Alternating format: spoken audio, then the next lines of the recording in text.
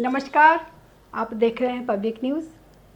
आजकल पंजाब में राजनीति बिल्कुल अलग ही चल रही है।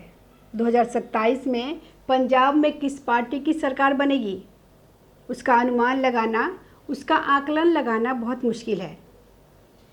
आम आदमी पार्टी जो विशाल बहुमत से जीती थी, उसके बारे में भी कहना मुश्किल है कि दोबारा भगवंत मान की सरकार की वापसी हो सकती है या नहीं।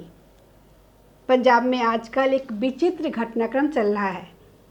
यह पहला मौका है जब पंजाब में न तो अकाली दल न कांग्रेस, इस बार बीजेपी सक्रिय है। बीजेपी इस बार फ्रंट फुट पर राजनीति कर रही है। अब तक पंजाब में एक तरफ कांग्रेस और एक तरफ अकाली दल और बीजेपी होते थे, लेकिन इस बार बीजेपी अकेले ही फ्रंट फुट पर मोर्चा संभाले हुए है। कांग्रेस और अकाली दल दोनों ही साइडलाइन है और भगवंत मान की सरकार को बीजेपी सीधे सीधे टक्कर दे रही है। भारतीय जनता पार्टी यहाँ एक अभियान चला रही है। बीजेपी पंजाब के गांवों में एक अभियान चला रही है, जिसके कारण पंजाब के गांवों में प्रभाव उनका बढ़ता जा रहा है, जिसके कारण आम आदमी पार्टी तनाव में आ गई है। दरअसल सारा खेल डाटा का है। आपको पता होगा कि जब दिल्ली में आम आदमी पार्टी की सरकार थी, केजरीवाल ने एक स्कीम निकाली थी कि सरकार को जो भी स्कीम है, इस स्कीम की सुविधा लेने के लिए आपको कहीं जाने की ज़रूरत नहीं है। सरकार सारी सुविधा आपको अपने घर पे ही मुहैया कराएगी।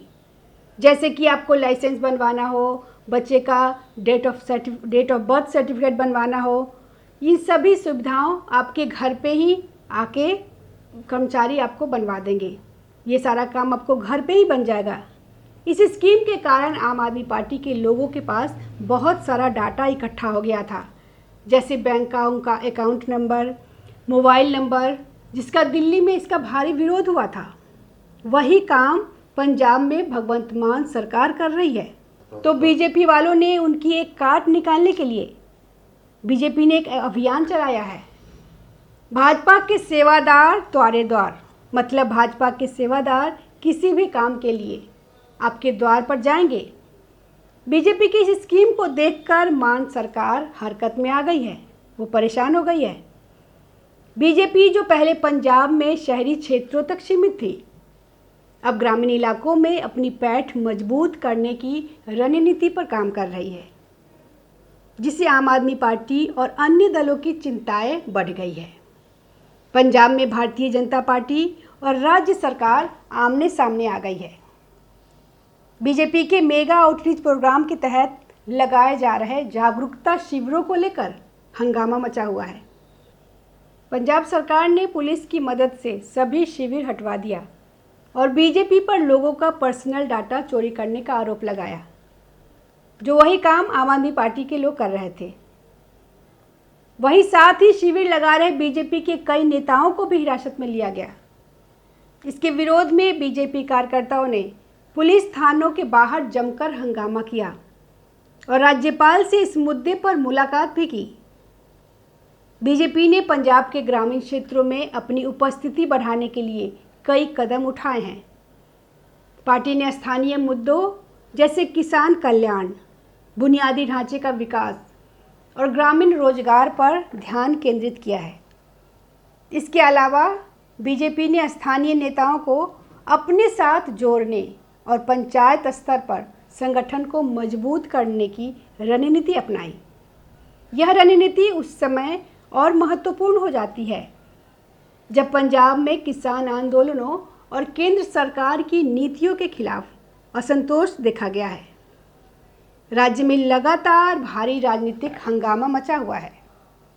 भगवंत मान सरकार ने राज्य के ग्रामीण इलाकों में चलाए जा रहे भारतीय जनता पार्टी के मेगा आउटरीच कार्यक्रम भाजपा देश सेवादार आ गए तुम्हारे द्वार पर कार्रवाई शुरू की, लेकिन यह राज्य सरकार को रास नहीं आ रहा है। बीजेपी की ओर से आरोप लगाया गया है कि पूर्व केंद्रीय मंत्री परनीत कौर, पूर्व विधायक केडी भंडारी, पूर्व सांसद सुशील रिंकू, पूर्व विधायक हरजोत कमल सहित कई पार्टी नेताओं को राज्य के अलग अलग शिविरों से हिरासत में ले लिया गया है। आयुष्मान भारत और पीएम किसान निधि जैसी केंद्र सरकार की योजनाओं में निवासियों को नामांकित करने के लिए बीजेपी द्वारा 2 दिन से लगातार कई निर्वाचन क्षेत्रों में लगाए गए शिविरों को स्थानीय प्रशासन की टीमों ने पंजाब पुलिस के साथ बंद करवा दिया। बीजेपी जिन इलाकों में कैंप लगा रही है वो ज़्यादातर ग्रामीण इलाकों में है और ऐसा करके बीजेपी इन ग्रामीण क्षेत्रों में अपनी पकड़ बनाना चाहती है और पीएम नरेंद्र मोदी की लोकप्रियता को भुनाना चाहती है। बयान में कहा गया, digital personal data protection act 2023 DPDP act के तहत बिना सहमति के व्यक्तिगत डेटा का कोई भी संग्रह या उपयोग दंडनीय अपराध है। स्थानीय पुलिस को ऐसी गैरकानूनी गतिविधियों में लिप्त लोगों के खिलाफ सख्त दंडात्मक कार्रवाई करने का निर्देश दिया गया है। बीजेपी के शिविरों पर पंजाब पुलिस की इस कार्रवाई का मुद्दा राजभवन में भी पहुंच गया। बीजेपी के कार्यकारी अध्यक्ष अश्विनी शर्मा ने पार्टी के वरिष्ठ नेताओं के साथ इस संबंध में राज्यपाल गुलाब चंद कटारिया को एक मांग पत्र भी सौंपा। दलित, गरीब, किसानों और जरूरतमंद लोगों को केंद्रीय योजनाओं का लाभ देने से रोक रही है। यह योजना मई महीने से चल रही है। बीजेपी कार्यकर्ता केवल जरूरतमंद लोगों की सहायता कर रहे हैं और उन्हें कॉमन सर्विस सेंटर पर लेकर जा रहे हैं। अश्विनी शर्मा ने मुख्यमंत्री भगवंत मान को चुनौती देते हुए कहा कि अब सड़क की लड़ाई सड़क पर ही लड़ी जाएगी। मुख्यमंत्री भगवंत मान के राज्य में इमरजेंसी जैसे हालात बना रहे हैं। पंजाब पुलिस द्वारा कैंप के जरिए डाटा चोरी के लगाए जा रहे आरोप के संबंध में कार्यकारी प्रधान ने कहा, डाटा चोरी तो तब हुआ था जब आपने 1000 रुपये मासिक देने के नाम पर 50 लाख महिलाओं के फॉर्म भरवाए थे। बीजेपी तो लोगों को सुविधा दिलवाने का काम कर रही है।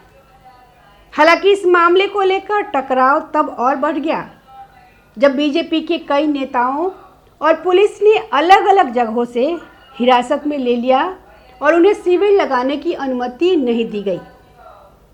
इसके बाद बीजेपी के कार्यकर्ताओं ने कई पुलिस थानों के बाहर प्रदर्शन किया। हालांकि बीजेपी का यह विस्तार आम आदमी पार्टी के लिए चुनौती बन रहा है। भगवंत मान सरकार ने अपनी नीतियों के माध्यम से ग्रामीण मतदाताओं का विश्वास जीतने की कोशिश की थी, लेकिन बीजेपी की बढ़ती सक्रियता ने आम आदमी पार्टी की स्थिति को कमज़ोर करने का खतरा पैदा कर दिया है। खासकर ग्रामीण क्षेत्रों में बीजेपी द्वारा किए जा रहे सामाजिक और आर्थिक कार्यक्रमों ने लोगों का ध्यान खींचा है। भगवंत मान सरकार के सामने कई चुनौतियां हैं।